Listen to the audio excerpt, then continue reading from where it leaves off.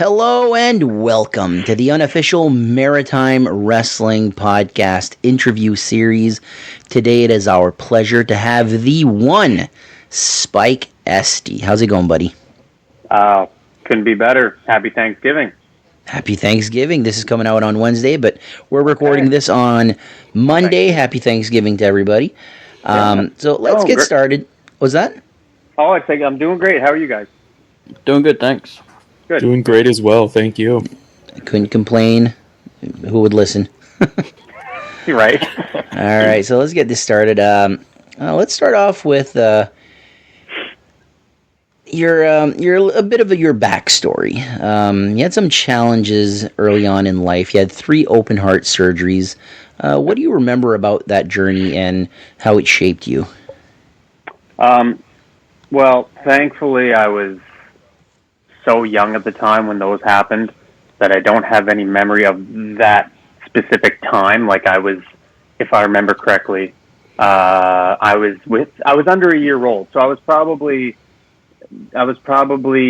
younger than what my daughter is now. She's not even 11 months old. So like I was a baby when they discovered this heart stuff, and I had 3 open heart surgeries, all within a week's time, actually. So what I understand had happened was I was born a 10-pound baby. I was a healthy, big baby. And as time went on, normally you see growth, where I was shrinking down, I was losing weight, and I was tiniest little thing. And that was concerning, obviously, after however many months. Anyway, from what I understand, my mother noticed this change, and obviously, I was, she said, I think my color was changing, something. Anyway, she called my doctor. He brought, I think, I'm trying to remember how it was worded to me exactly, because obviously I don't remember, but basically, I think he saw us after hours. It wasn't even like a in-office thing. It was like his house or something, or he came to the house. Anyway, basically, something's wrong. They flew us right then to the IWK in Halifax. Wow. And, they performed the first 2 heart surgeries. I had 15 holes in my heart is what it was. So 15 holes in my heart, and the first 2 surgeries were done. They patched up a lot of the holes. But there was one hole specific that they couldn't get to or couldn't find, or something that if they didn't get to that one, it probably would have not been good. So, story goes, there was a surgeon from the States somewhere who was supposed to leave that day for his flight, and he stayed back to do this 3rd surgery, and he's the one that found the hole that saved me. So pretty crazy, pretty miraculous, I mean. And so that's that story, but I don't remember that. But growing up as a young kid, knowing, what had happened and having the scar and kind of sort of limitations, or at least we thought I should have limitations. As a mother, I would, assume that you would be a little paranoid of something happening, especially going through all that. So I was kind of held back from a lot of things when I was little. And I was always a little fearful growing up too. And I think it was probably because I was overprotected a little bit. So I was always scared of getting into things that I wasn't supposed to, and something happening to me, which in a way is a good thing, because I was relatively smart growing up about certain things and didn't get into too much shenanigans that aren't good for me. And for the most part, I changed a little bit in my teen years, but don't we all? Yeah, right. So that's that. And I mean, the scar thing, that I had a lot of insecurities when I was a kid about my appearance, because I was different, or I felt different, right? You go to the pool and the kids would see you and be like, well, pointing it out. What's that? Well, what happened to you? Right? So that was kind of my struggles with that. It wasn't so much going through like procedures and whatnot. There was a couple things after that I remember, but it was mostly just my own internal anxieties and insecurities and stuff. But I mean, now I look at it as with pride, because it's I got through it, and now doing what I'm doing now, like I hope that I can be an inspiration to some kid out there who's going through something, and that it seems unlikely that anything like this would be possible for them, but here I am, right? Like I'm doing it, so that's my story on that anyway. It's an incredible story. Glad to see it all worked out in the end, and now you're one of the best in the Maritimes. But speaking of wrestling, growing up, did you watch wrestling? And if so, who was your favorite wrestler? Oh, yeah. Sure did. I mean, I wasn't...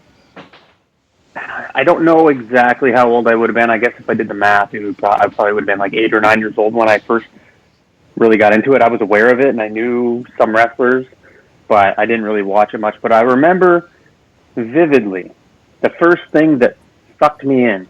I was across the road at my neighbor's house, my friend's house, and his dad must have been watching Raw or something. I don't know.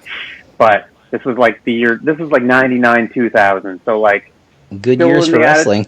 Still in the Attitude Era, but like kind of like the later part of it. But The Rock and Austin, those were the guys. The Rock had been brought up to that level at that point, and he was there. He was on the screen. He was backstage shooting one of his promos with probably Michael Cole or whatever. And I mean, you guys would know, like he kind of did his funny bit, but like just the way he talked, the way he carried himself, the way he controlled the crowd, and like that just like drew me in. I was like, this guy's freaking cool, I like, who's this? What is this?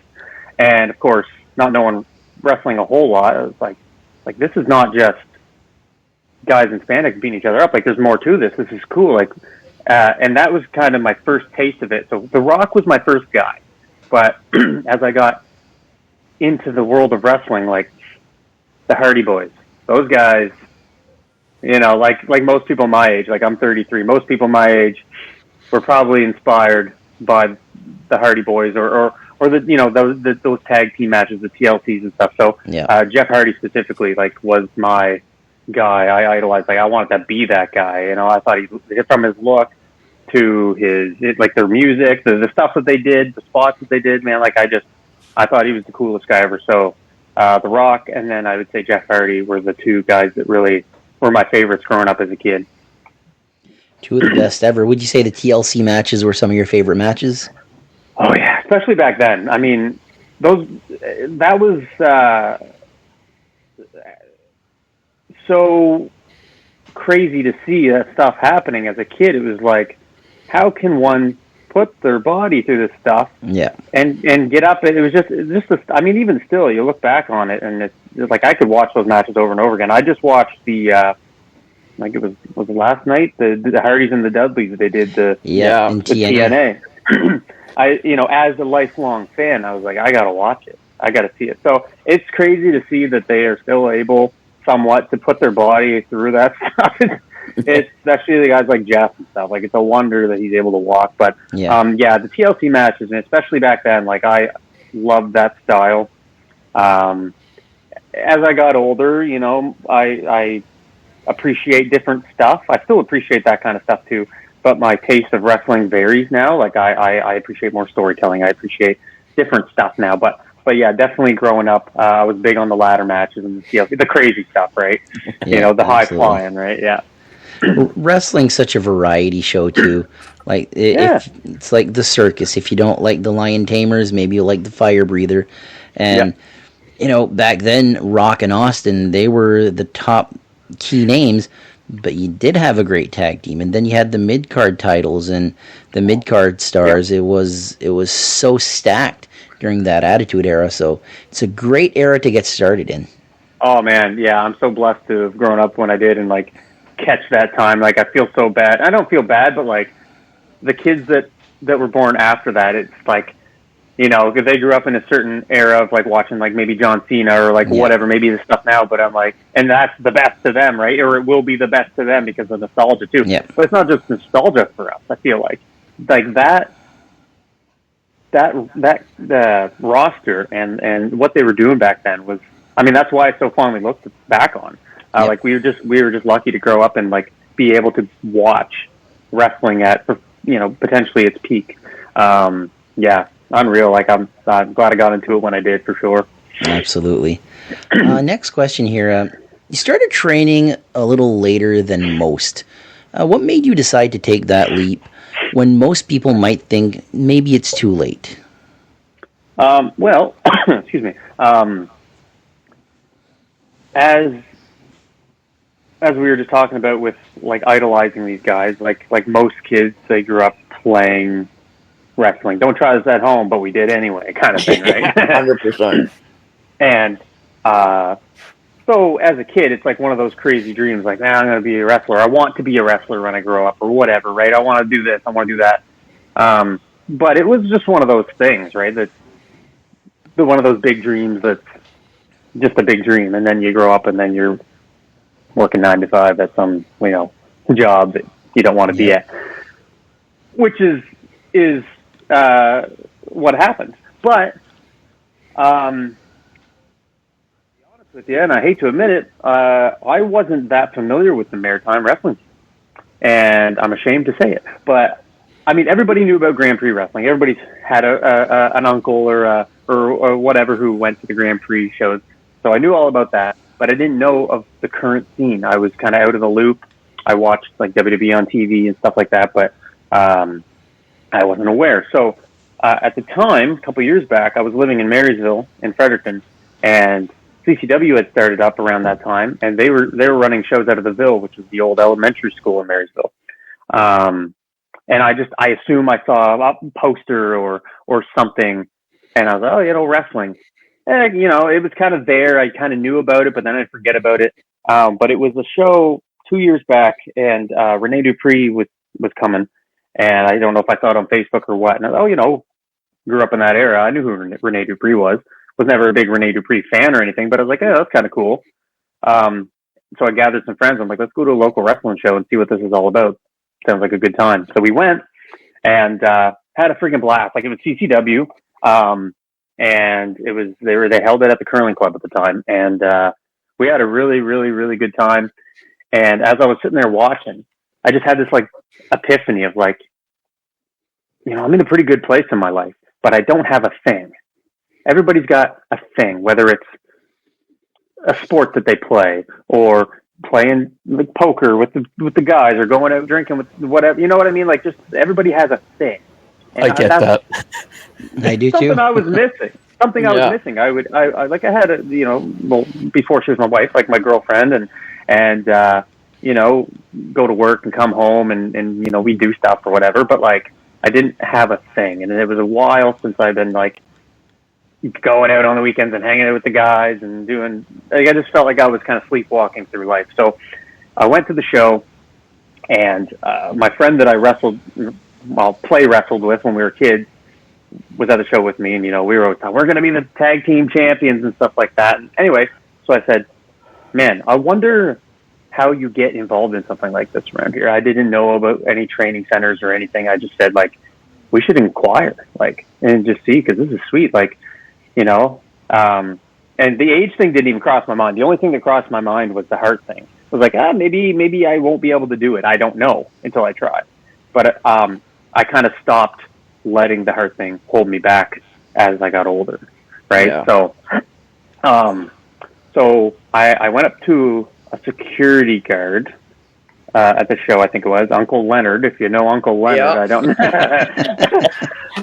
Before I knew he was Uncle Leonard, and I just said, hey, I just want to get involved in this. Like, who do I reach out to, whatever.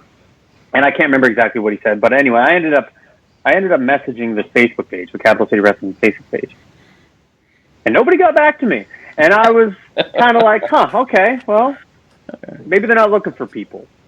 A couple weeks went by, and I finally got a response. Somebody, whoever runs the Facebook page, reached out to me and said, we're running a show at the exhibition, the Frex. You can talk to so-and-so after the show. So I did that. I went to the show, and that was kind of it. I went up and said, like, hi, I'm looking to train. So they said, well, come here on, this was a Sunday, I think it was, on Tuesday, and we'll get you started and see what you can do. So it was like a day and a half, 2 days later, I went there and got started. So it was more of it was not the age thing that really bothered me, because I feel like I was in pretty decent health. It was just a heart thing, and that was kind of a little bit of a fear of like, hey, you know what? Maybe this won't be for me. Maybe it's not a good idea, but I got to try it because I love it and I have a passion for it. And it's one thing to watch it, but I just, why not try to live that dream? And maybe I'll get in there and be like, nope, I'm sticking to watching it, but it worked out, man. And it's been a wild ride ever since. Walk us through that first day at the River Valley Athletic Club. What's running through your head when you step through those ropes for the first time? It was surreal because I'd never stepped foot in a wrestling ring before, and it's just 10-year-old me was in full effect. I feel like 10-year-old me is always in effect when I step in the ring. Like I take it as seriously as I can, but I have such a love and a passion for it, and I have so much fun doing it that every time I step in there, I'm like a 10-year-old kid. Like I just get it so excited. But that first time, it was like, man, this is a wrestling ring. This is for real. Like, this is what the ropes feel like. This is a kid in a candy store kind of thing, right? I remember getting there and being a little bit nervous, but more excited. But I was nervous that they were just going to beat the snot out of me, as the new guy, and like, let's see if you can handle it. And I was like, oh, what am I getting myself into? I went by myself, like, because my buddy bailed. Didn't end up. Well, I wouldn't say that, but I just kind of went ahead and was like, I'm doing it, and he just, whatever. But so I just went by myself, and I think at that time, the River Valley Athletics Club wasn't really an out there thing. So I think there may have been one other person at the time, but I'm pretty sure that this day it was just me.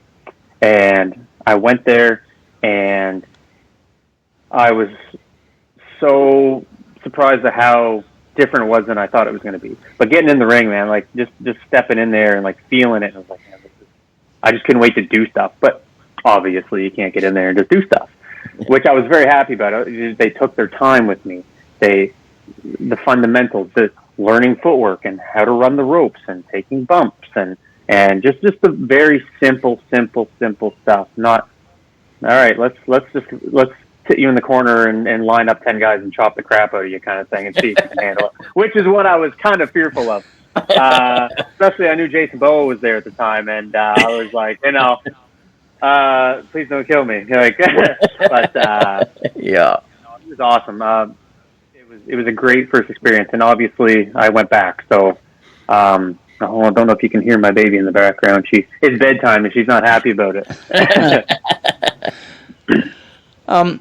How long did it take before you had your first match, and what do you remember most about your debut?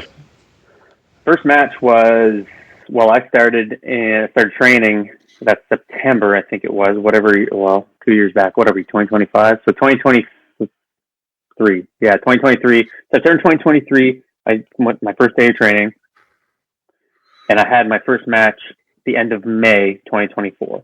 So it was 8 months, right around 8 months of training. I think I actually missed a month or so of training because I hurt myself or something. But yeah, so 8 months total. And yeah, my first match, I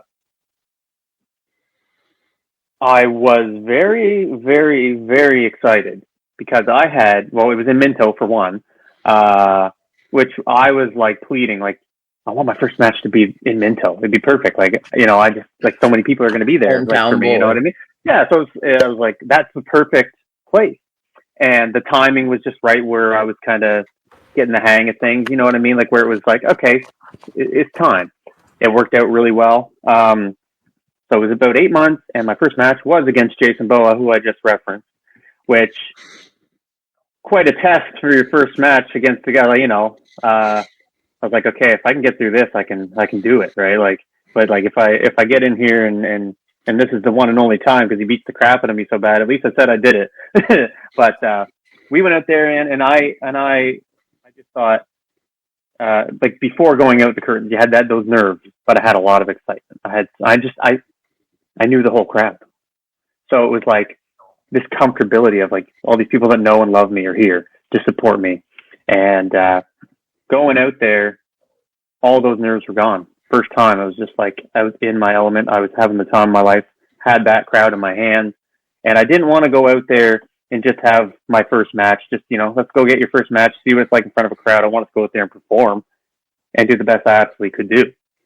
And I think myself and Jason went out there and did that, especially for where I was at the time. Like, I feel like I could go back right now and watch that match and pick it apart. But for being my first match, I'm very proud of that match.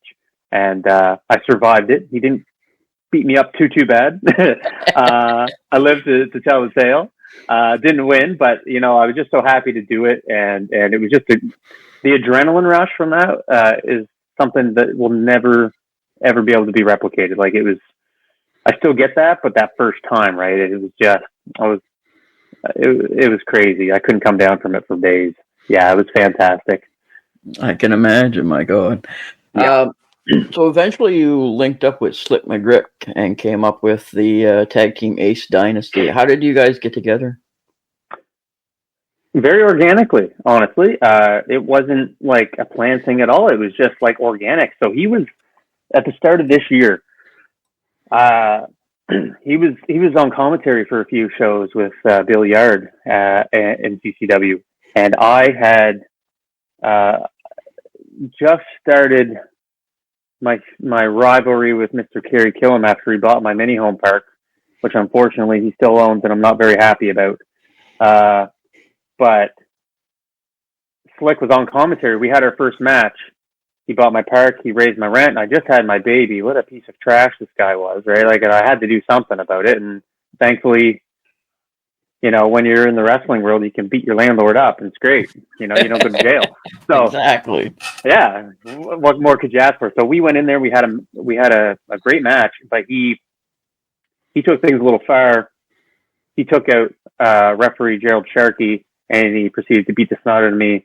And he wasn't holding back. And Slick, I guess, just being the good guy he is, he couldn't sit there and watch it anymore. So he came in and he defended us. And we had trained before, Slick and I, and we had a bit of a friendship.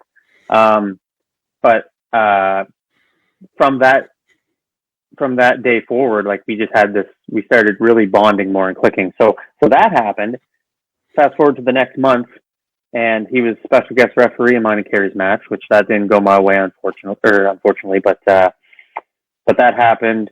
And it was like all the stars aligned, because then your favorite, the big bad LG, decided to make the comeback the next month, and him and Kerry, they're two peas in a pod. So while Slick was dealing with Kerry, I started to have to deal with LG and all the stuff he was saying about my mom. So the stars aligned, the timing of everything.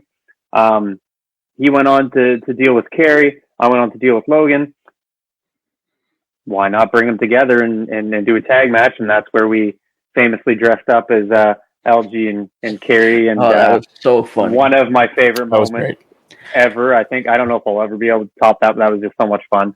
And then I think it was just such good. I don't know what it was. It was just we vibed together so well, and we had such good chemistry, and we just had so much fun in there.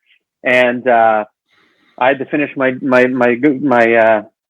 stuff with LG, which didn't end well for me, unfortunately. But and then that's pretty much how it came together. It was just organically, and then it was like, you know what, like this tag team thing, that was a lot of fun that one time. And then we were blessed with our tag team title match. So that's kind of just how it just kind of happened. It was just like the stars aligned, timing with the right guys, and it's just like it worked. Cool. So just to follow up on that, what's it like working with Slick? Because he's a vet, right? He's been around a while. So what's it like as a new guy working with Slick? I enjoy it. It's he's a really nice guy too. Like, he's a genuinely good person. And we're a lot alike in a lot of ways. Like, neither of us drink or do anything like that. Like, we're he's a father, I'm a father.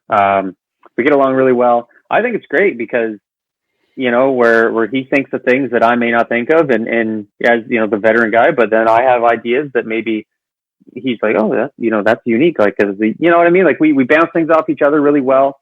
We get along really well. he's just easy to work with. Like we have good chemistry, I would say. Excellent. Who come up with the name Ace Dynasty? That's all him. That's all Slick McGrick, because so there's a little bit of a backstory there, and he might be able to talk about it a little bit better than me, because I don't want to mess anything up too bad. But I know back in the day he had a tag team called the Pocket Aces. I wasn't around. Like I said, I didn't know my history, but he had a tag team, Pocket Aces, and I assume you guys know. I don't know if you do for sure, but he's got 2 engineering degrees. They like to talk about it on commentary. And I believe his company is Ace Engineering. So he's got this Ace theme, right? So with Ace Dynasty, like we bounced some names off back and forth, and he sent me Ace Dynasty. And that's kind of cool. But basically he wanted to continue with the Ace theme, right? So, and the Dynasty is kind of a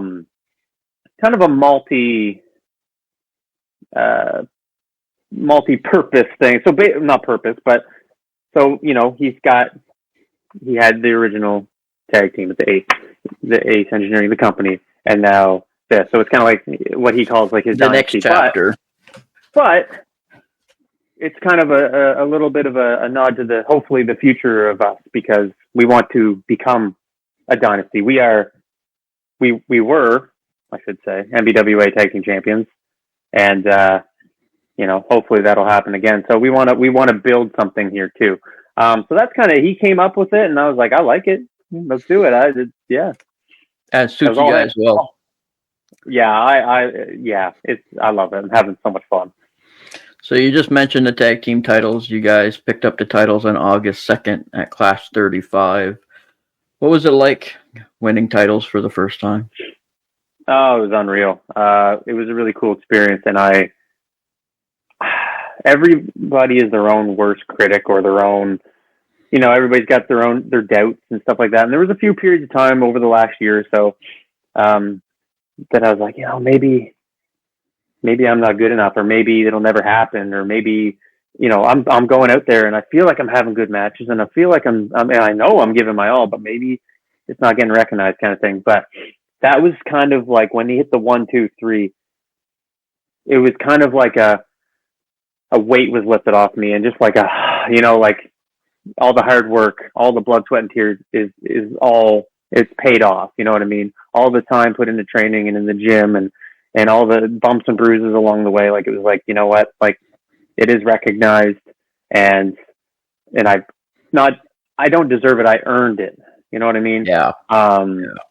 And it was such a blur too. Like, you guys were there, and I talked to you for a short bit after, but it was like I've watched it back so many times since, and like the crowd popped good, and like I wasn't really able to take it in. You know, I was in the moment, but like kind of in your own head, right? But like, so for me, like, that was very special to have my family there, my daughter, you know, and I know she'll never remember being there because she's so little, but like, I remember it, and there's photo evidence. Like, so that was really special to be able to have her there and stuff. And obviously to do it with Slick, a guy that I consider a brother now, and going back to 10-year-old me, Hardy Boys fan, it's just kind of full circle that I grew up idolizing those guys, loving the tag team stuff, and that is the first title I ended up winning as a tag team title. So, yeah, it was really, really special. Yeah, you hear a lot of guys that are like in sports and stuff that win medals or a Stanley Cup or whatever, and it's, oh, I was in a haze. I didn't understand what was going on at the time.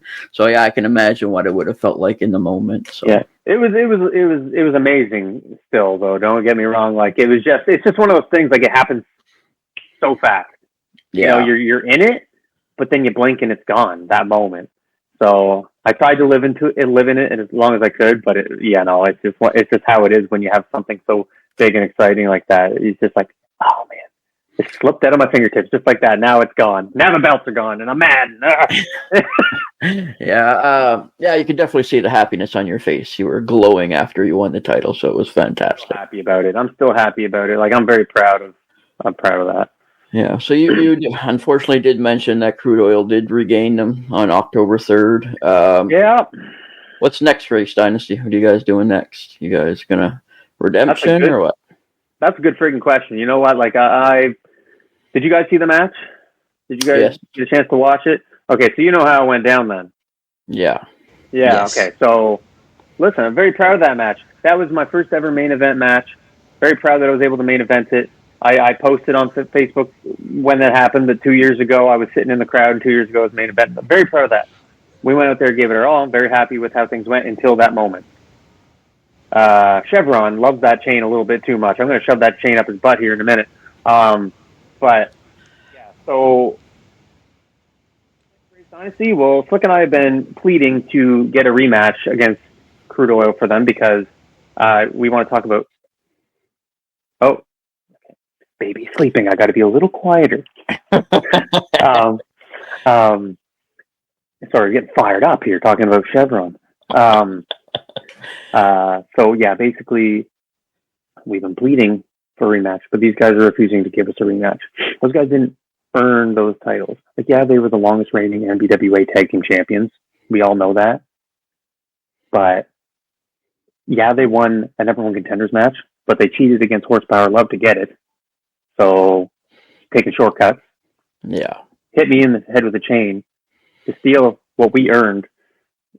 So I don't know what's going to happen, to be honest, but Ace Dynasty's not done. Like, we want a rematch. We want to stick together, and we're going to stick together, but we'll see what happens with the monster match. That's, 2 weeks away? A little less than 2 weeks away, so we'll see in 2 weeks. We're going to be there, so we'll see what Crude Oil has to say.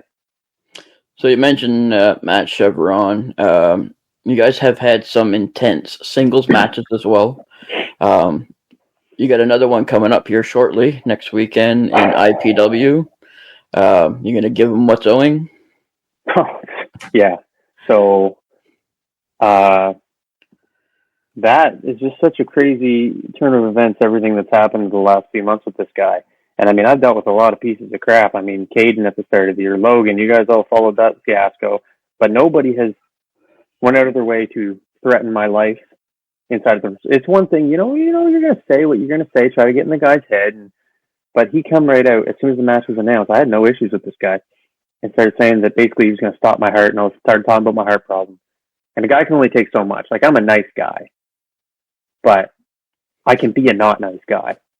And Chevron's going to find that out. And as this has stewed with me for so long, and then he attacked me before a show in Minto, which you guys probably seen online there a few months back, and more words are being said. And then he took me out and concussed me before we were supposed to wrestle at the last IPW show.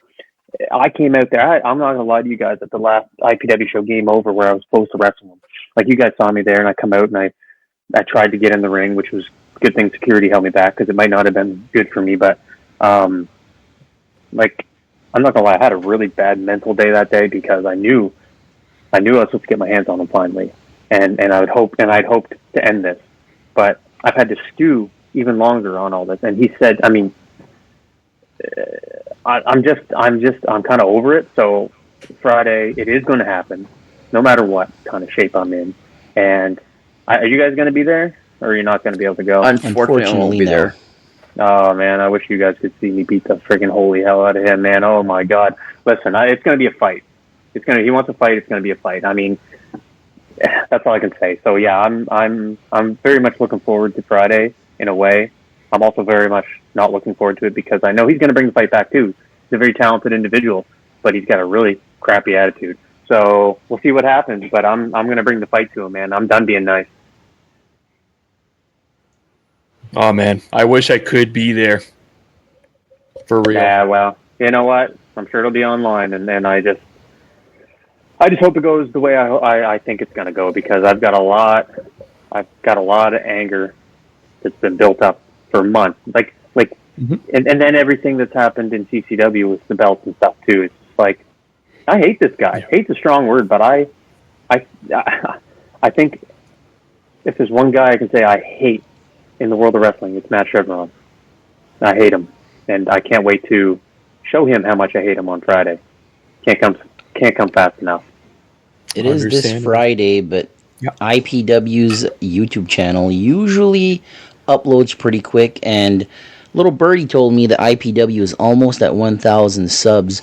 So if you want to see this match maybe a week or two later, go and subscribe to IPW Wrestling on YouTube, because they're doing some great things, and you will be seeing the One Spike Estey versus the Alberta Clipper Matt Chevron. That's right. We'll be there, and there's a lot of other great matches happening. So, yeah, definitely give them a follow. Sorry, my blood pressure going up a little bit talking about him. I got to calm down. Start getting loud again and wake up my baby. I might not make it till Friday if the wife kills me. And we were at that last IPW show as well, and you did have some words to say about Matt Chevron at that moment as well, so completely understandable. I got to the back, and Rick Owens was there, and he's like, "Oh, Spike's got a potty mouth on him." I said, "I'm sorry, like I'm so mad at So that's a side of me that can come out. You know what I mean? Like if I'm, anybody can only be pushed so far until you snap. Exactly. Right? So, and that's something about wrestling that this is a little bit off topic, but like I love that I'm able to be myself. I'm not anybody else. I am me. I can have fun and dance around and have a goofy time with Slick McGrick or what's going on with Chevron, and I can, be real pissed off and angry Spike. You know what I mean? Like I'm just me. I'm able to be myself and show people who I am. I'm not anybody else. I'm not insecure anymore. I'm proud of who I am. And anyway, that was just a little off topic thing, but that's another reason I love pro wrestling, because I'm just me. That's good. That's awesome. It's good to hear that, because from the start of the interview now, we've heard of different things that make you who you are. Yep. And what you've worked towards, what you've achieved up to now, and this is who you are now, right? Yep. So, yeah, good. But now, we'll move on from Mr. Alberta there. Because we'll try and get your blood pressure a little bit lower. Okay. But between training, traveling, and performing, what's the toughest part of being an indie wrestler that fans might not realize? And, there's people out there that might want to take it on like you did, and maybe they're not willing to take that next step. Maybe they shouldn't take that next step. Who knows, right? But yeah, it's not for everyone, that's for sure. I mean, I've seen people come into training once or twice and then I've never seen them again, or, people that would be around for a few months and then they just kind of fell off the face of the earth. You know what I mean? It's not for everybody. It is physically hard. It can be emotionally hard. It's time consuming. It hurts. Like it's everything. But if you have a passion for it, I think 100%, why not try it?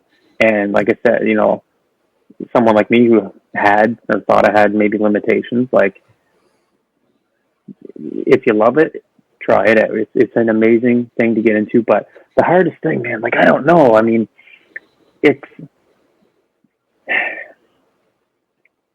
the physical toll it takes on you is obviously hard, but everybody knows that. Like, there's no doubt about it.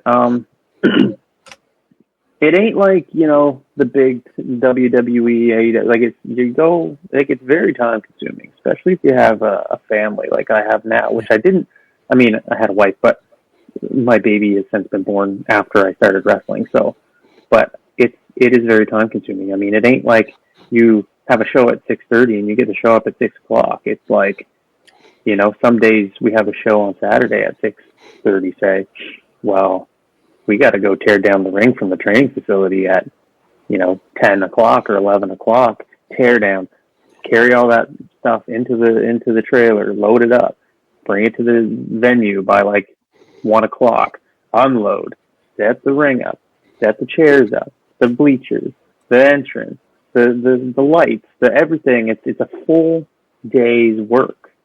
And then you go out and try to go out there and perform, and you're exhausted.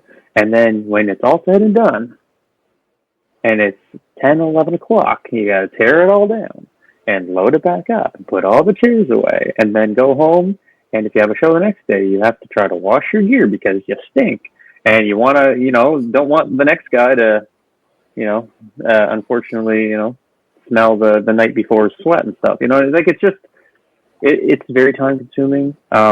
It's an amazing thing that I would recommend to anybody who has a passion for it. But it is a lot, and I don't say that as like, oh, I can't stand doing that. It's part of it. And it's also time to be with the guys and the girls and hang out a little bit too, which is a good thing. It's nice, but it's just, it's one of those things where, like me with a baby, it's like, sorry, I gotta go set up at, so my whole day's away from my family kind of thing. And I mean, there's people that have it a lot worse than I do. Like I live around here, so it's not very far for me, but like some people who travel to like I'm traveling to PEI on Friday or whatever, but like there's people that do a lot more traveling than I do. And I can only imagine, the strain it takes on family life and stuff like that. And there's a lot more people that wrestle a lot more than me. So, it's hard work, but it's rewarding work, and there's nothing like it in the world. Yeah, exactly. And, it's touching again on that part that you mentioned earlier where everybody kind of needs that passion in life. Yeah. And I'm happy that you found that. Absolutely. And I meant it when I said I get it. This, even being on here with you right now, gives me that purpose. Right. Well, listen, so I listen, listen, like if I wasn't wrestling, like I had such a love for it, and like I watch so much wrestling and like talk so much wrestling, and like if I wasn't wrestling right now, like what you guys are doing is great. Like I could sit here and talk wrestling with you all night. Like I just like that could be my passion if this ever has to end or whatever. But yeah, that's just I'm happy I found it too. Like it, and I didn't know if it was gonna be everything I thought it would be, but it has been, and it's been a wild, crazy ride. I wouldn't trade it for the world. Absolutely. Good. But it is hard. But it is hard work. Yeah, absolutely. And it touches on this next question because now, since you've been at it for a while now, like how do you balance your wrestling schedule with everyday life, working a job and, let's face it, I mean, not nobody, but the majority of the performers in the Maritimes do work full-time jobs, right? Yeah. That's life. It's hard. You have to. Yeah. So, at this point, do you have any tips, maybe even for future performers? How do you balance all of that?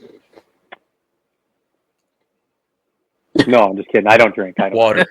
Water. A lot of water. Stay hydrated. No, I'm just joking. It's hard. It is hard. Because I go to work all day and I come home and I baby all night and baby in the morning before I go to work.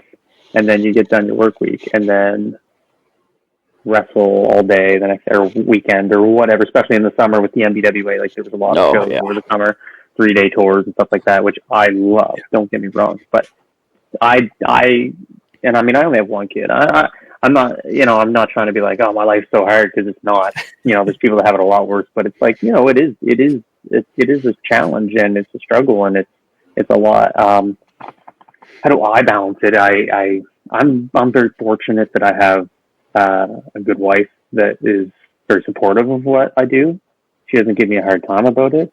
I'm fortunate that I have family that helps us with the baby stuff, because the baby thing for me is like the biggest thing. I'm family first kind of guy.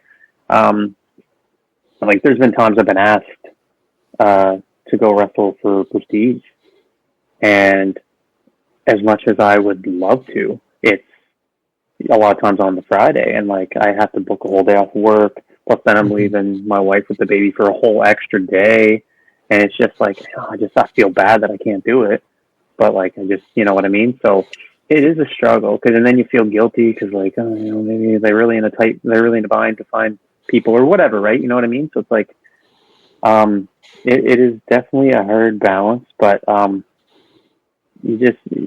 fortunate. So I don't know. I don't know how I balance it. It's crazy. I'm exhausted all the time. Like don't know how I'm even awake right now. I'm freaking tired. But I guess when you have a passion for something that extreme, like as I do, and I would have to say most people that are in the business have a passion. It kind of eases that strain because you love doing it so much. It's, like you love your job, you never work a day in your life kind of thing. Yeah. It's basically that, right? But like, don't get me wrong. Like there are mornings where like I'll wrestle on Saturday night and like maybe we have a show the next day and I get up and I'm like, oh my God, like how, maybe the baby was up half the night or I was up super early with the baby or whatever. It's like, I don't know how I'm going to do it. And then I get home on Sunday night and then I got to work the next morning. It's like, holy shit. Like, I need a vacation. I can't afford a vacation. So the balance is hard, but but it's doable. Like it's doable for sure. I mean, it's just it's a lot. But if you love it,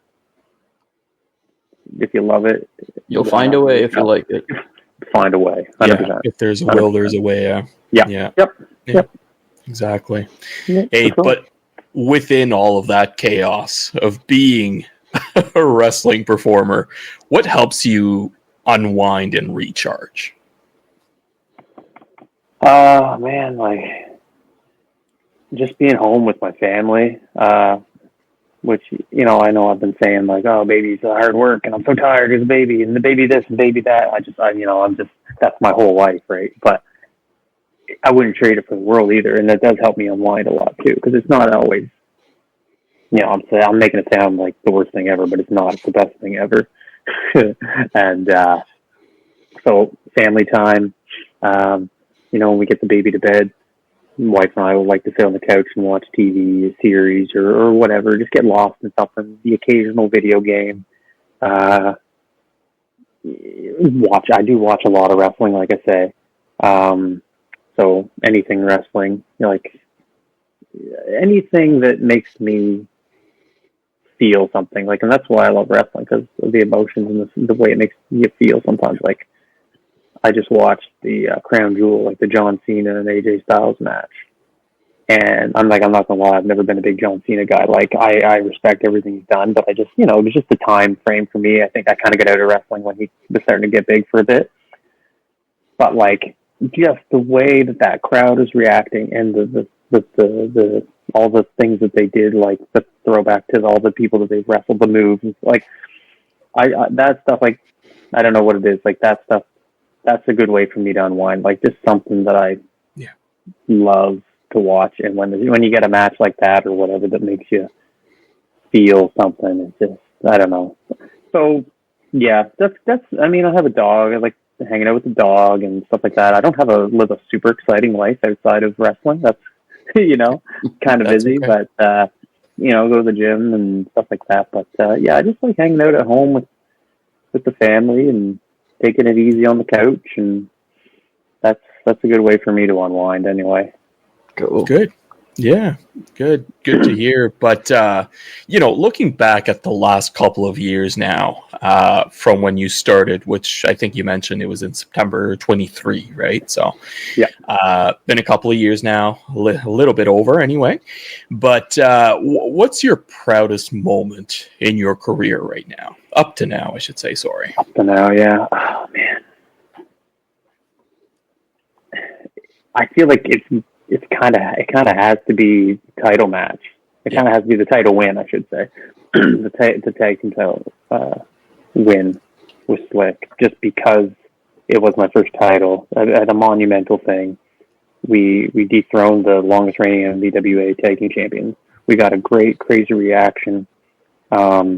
My family was there, my baby was there, so it was just special to me in a lot of ways. I'd probably have to go with that. I've had a lot of proud moments. I mean, honestly, like, I'm a pretty humble guy, but I've done a lot of reflecting since probably we won the belt. I've done a lot of reflecting of my journey thus far. It's been short. It's been a year and a half or whatever it's been. But, like, I have a lot to be proud of. I do. And I just, like, especially from the beginning of 2025.